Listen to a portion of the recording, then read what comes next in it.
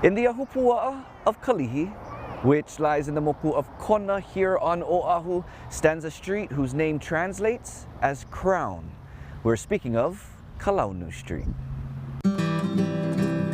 Over the span of the Hawaiian Kingdom, there was only one monarch who wore a crown. Following his tour around the world, King David Kalākaua had commissioned a set of royal crowns to be made, one for him and the other for his consort, Queen Kapiʻolani. At a cost of $5,000 each at the time, which is worth well over $300,000 today, both crowns were made of solid gold. Jewels, emeralds, and rubies were embedded, with the king's crown also containing a Maltese cross with a 6-carat diamond.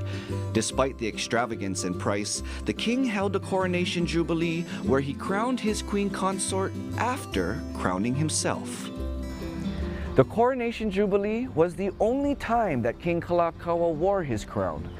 Following his passing, his sister, Queen Kalākaua, became monarch until she was illegally overthrown by American and European businessmen with the assistance of the United States government. During the time of transition into a provisional government, plunder unfortunately occurred at Kapiʻolani Palace.